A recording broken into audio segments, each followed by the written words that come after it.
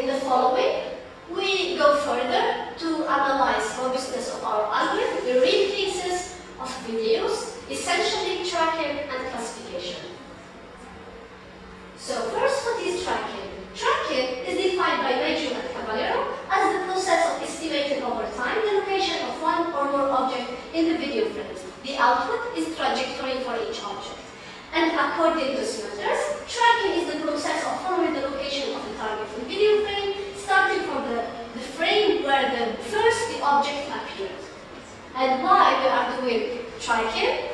Essentially in our work, because we would like to have a complete trajectory and hence use motion features such as velocity, acceleration, and trajectory in order to describe objects, and also to reduce number of classification. Indeed, if we have a trajectory for an object, we propagate the class level of one object to all objects in its trajectory.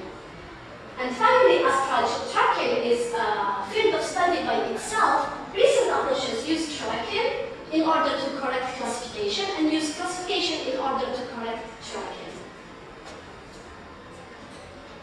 So, in tracking, each object must be characterized.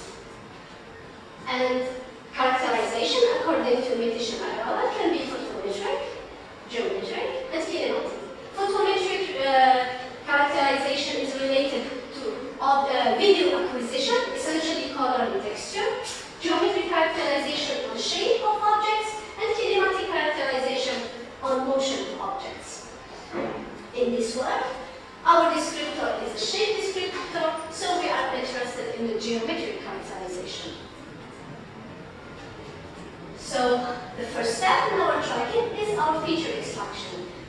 Our feature extractor is an updated version of the original feature extraction for a single shape. Recall that previously we extracted features for only one shape. However, in the video frame, we have several objects in the frame where several connected components, and a connected component can be an object by itself, a group of objects that merged, or an object that splits. So we update our feature extractor where we add the label of the connected components. In the new variable, we add the label of the connected component in the feature descriptor. This is n in the algorithm.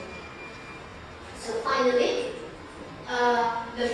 each shape is defined in the frame by its component x, its radius, the scale at which it was detected, its two-dimensional coordinates, its normalized arc length, and of course the label of the connected component for which it belongs.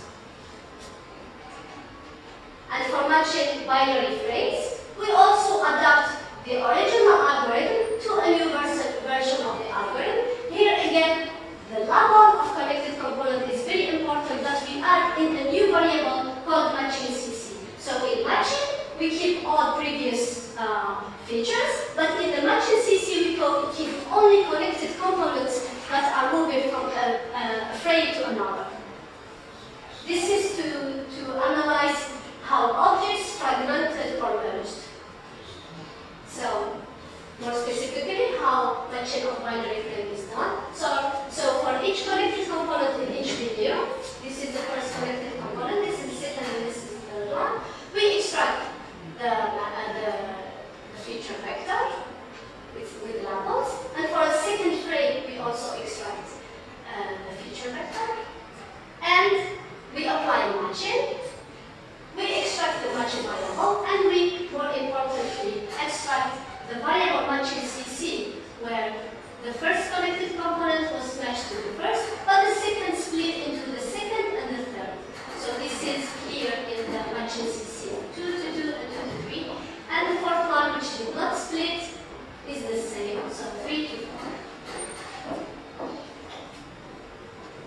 When we have a set of several matching CC, so several variables matching CC, we first extract matching CC between each frame, so frame at time t, t plus 1, t plus 2, and this is the matching for the two first frames.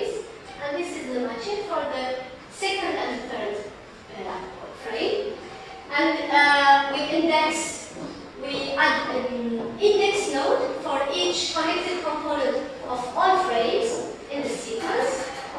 Construct an adjacency matrix where the entry is set to 1 if two connected components are matched, and we construct a graph where each connected graph component is the trajectory of the object. So here, 1 and 2 are matched to 1, 2, 3, and then to 1, 2, 3 again, which results in this graph connected components of the first trajectory, this connected component to the feet, which did not fragment, and the ball also did not fragment, which is the third connected component, graph connected component.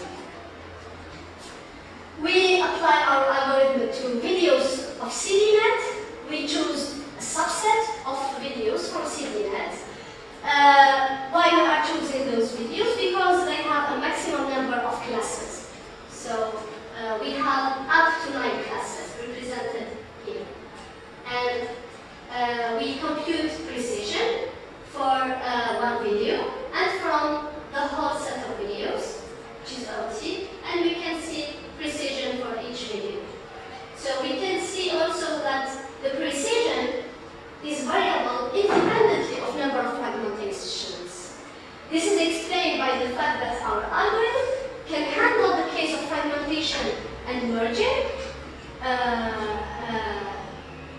It can handle this case, but the problem occurs when two objects from different trajectories merge at least once. If they merge, they are added to the same trajectory, which causes the failure in our algorithm. So this can be seen in the tracking graph of video 5. So the graph represents two objects moving, a human in the zone A and a car in the zone B. And in E, the two objects merge. And then they split again in the zone C and B. In B and D, the object continues its trajectory without any further fragmentation. But in the F zone, so the human continues fragmenting several times. So this is the cause of the error, where the two objects were considered the same object. So the final tracking output is